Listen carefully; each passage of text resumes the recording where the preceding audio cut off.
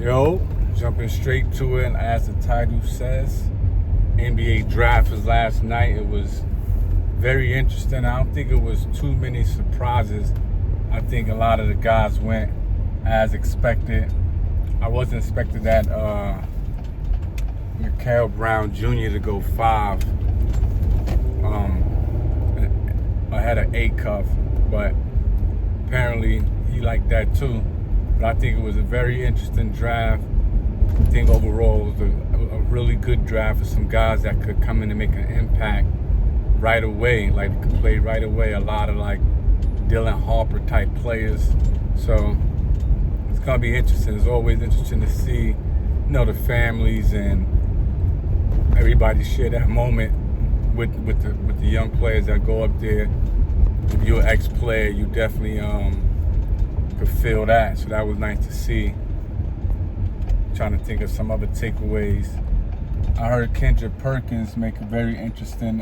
He told his story about when he got drafted and some of the emotions that ran through his mind.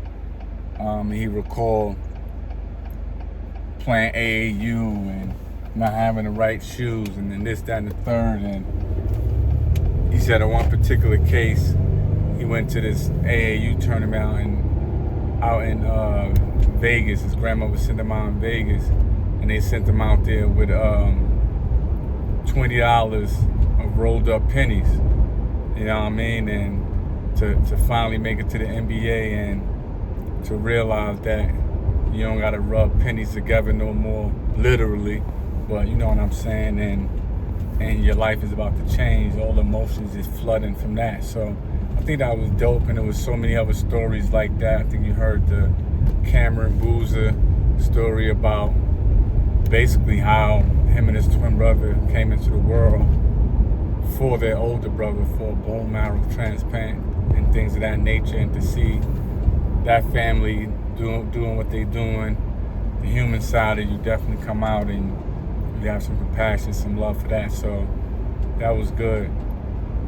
Some interesting trades too. Some guys went late. I think the Lakers got a steal at the 25th pick or something like that.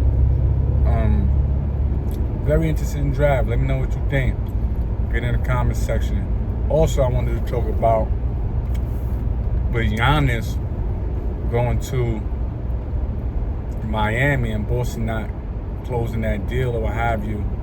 I think that is going to be very difficult for Jaylen Brown to go back to Boston because of that situation. This is the second time he's been offered for a trade. I think the first time was 2 or 3 years ago when they offered Kevin Durant. He was on the chopping block for KD, and now he was on the chopping block for Giannis after having one of his best years, so he say, and proving that he could be a 1A guy and lead the team, and he held him down to go to finish second in the Eastern Conference, and to even though they lost early in the playoffs, nobody even expected them to go to the playoffs once Jason Tatum had his injury the end of last year, so nobody expected him to do anything. So for Jaylen Brown to do what he did with the Boston group, I think the Boston crew that he had, I think he felt a little slighted. This time around, his name coming back up again. I understand it's a business and you got to deal with that. It's the business side of it and this and the third, but I think that ship's done run its course. And knowing Jaylen Brown personality, well, what seems to be his personality, I think he's had enough of that, and I think he's about to move on from Boston if they want to do it. I think he's got 3 more years in his contract, so he really can't go anywhere unless they want to make a move. But I think if they put him on the chopping block, knowing his personality and things of that nature, especially him having a year he had again last year, a great year like that, and then you put him on chopping block again. I hope they had a plan B and C for moving them regardless if they got Giannis or not, because I don't think him coming back in that locker room is going to be good for anybody. So Brad Stevens just went on ESPN or something, was saying they got love for JB and this, that, and the third, but I don't think he was being all the way truthful when it comes to, the whole thing being the business. And for some reason, they value Tatum over Brown. I think Jason Tatum is probably a little bit of a better player than Brown, really not by much. Jason Tatum's game is, only thing I don't like about Jason Tatum's game is that he settles for too many jump shots, too much. He's too big, too athletic, too lanky to be settling for jumpers a lot. And that's what he do. He settles way, way, way too much for jumpers. But overall, I think he's probably a slight bit better than Jaylen Brown, and he's bigger.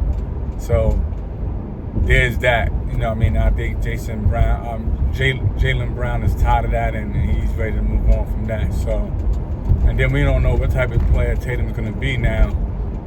Back from the injury, I know he came back at the end of this year and he played pretty well, but that was pretty well. We don't want to see him play pretty well. He has to do a little bit better than that, being what Boston expected, being who he was. So, what say you? Get in the comment section. Let me know what you guys think.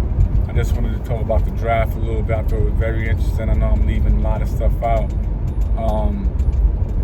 but it was very interesting. I think those Michigan guys going back to back to back to back says a lot about that Michigan program and how tough they was in the Big Ten. Also, so that was very interesting. So get in the comment section. Let me know what you think. Live life, make it happen, baby. Peace.